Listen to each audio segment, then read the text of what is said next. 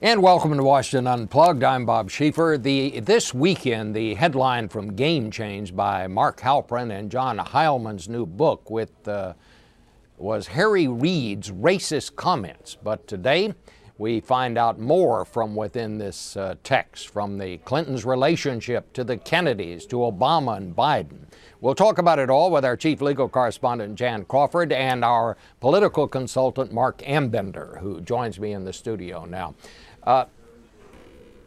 Let me start with you first, Marc. The big headline that we all reported on over the weekend, of course, was the remark that Harry Reid made about Barack Obama being a light-skinned Negro with no Negro accent, and how that was going to help him.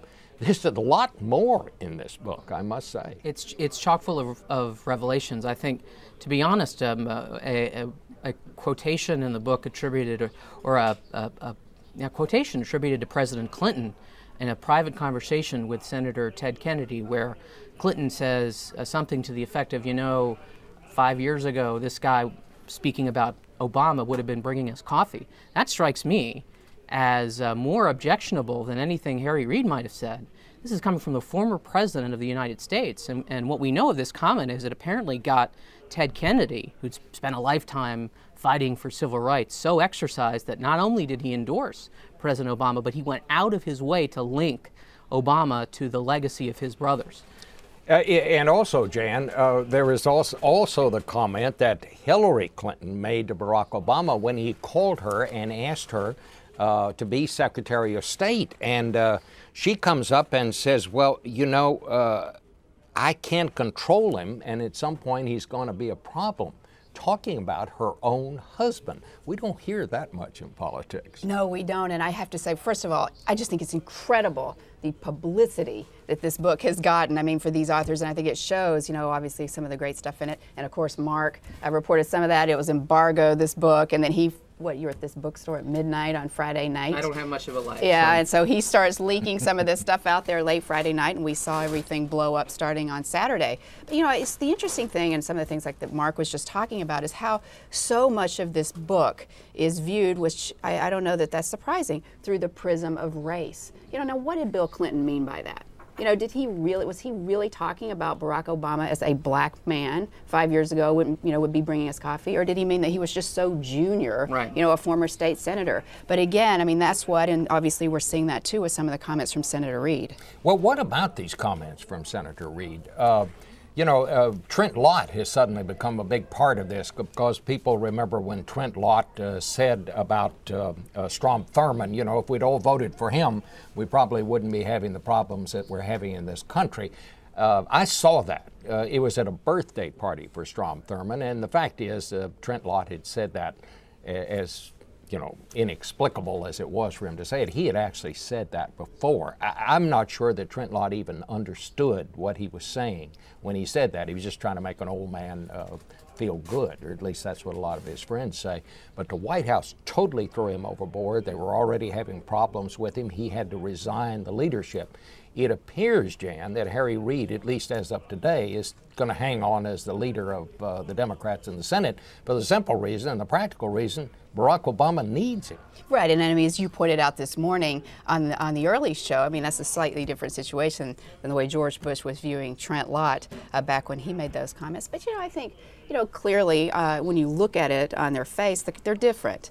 Trent Lott was kind of pandering to, some old white racist guy saying, well, the country would be a lot better off if everybody had followed our lead and voted for Strom Thurmond. And what we see from Harry Reid is kind of almost analyzing Barack Obama's blackness. And, basically, was he kind of the right black guy to be president of the United States, and trying to decide whether or not he was going to support him early on. That's more, I think, along the lines of, when we saw back when Jackie Robinson was going to be going into the major leagues, and they kind of settled on him as the right kind of player to integrate baseball.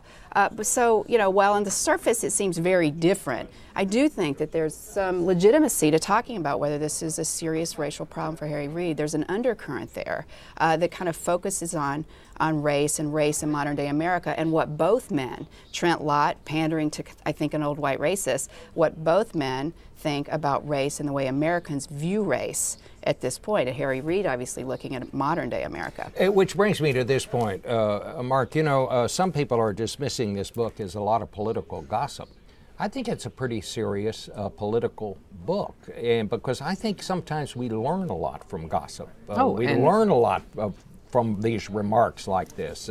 Apparently, and Jan, you were among the first to report, this was a comment that Harry Reid made to these authors as he was trying to explain why he was urging people to get behind the Obama campaign, that he was the right kind of candidate, well, the right I think kind of that's black kind of man. the crazy thing. I think that kind of helps us understand a little something about Harry Reid. Interpersonal conflicts and relationships drive political change more than just about any other factor. And then that's one of the lessons of this book.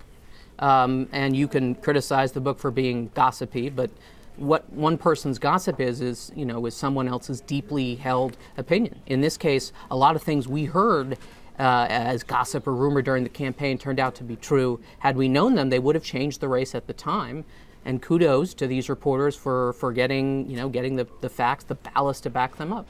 And speaking of that, we haven't even talked about the Palin stuff. Yes. I mean, looking forward, I thought some of that was just incredible. And then we saw, the top campaign advisor last night on 60 Minutes saying it. Maybe one thing for Harry Reid to say it to the authors, but then we've got Steve Schmidt coming out and saying it to the world on 60 Minutes, talking about Sarah Palin and how she thought this was all her candidacy was part of God's plan, and how she had to, call Joe Biden in the debate. The reason she called him Joe is because she kept calling him O'Biden. I think some of that is obviously could have a real lasting effect on that person's candidacy in the future if there's going to be one. Whatever else one would say about Sarah Palin, for American journalists, she is the gift that just Absolutely. keeps on giving. And it's also a fascinating story, I think, don't you?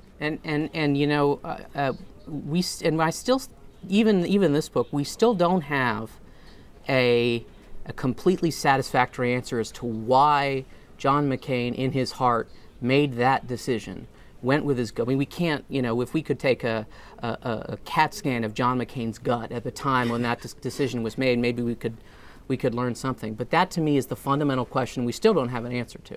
Well, didn't Dick Cheney say it was reckless? That's another revelation. I think amazing there might be how a lot of people agree on that. Are so eager to unburden themselves just a couple of years after the fact of something like this. Well, it's good to talk about trauma. Yeah. It helps you process Maybe. All right. I want to thank both of you for being with us this morning. That's it for Washington Unplugged today. Catch us again tomorrow on CBSNews.com. Bob Schieffer here.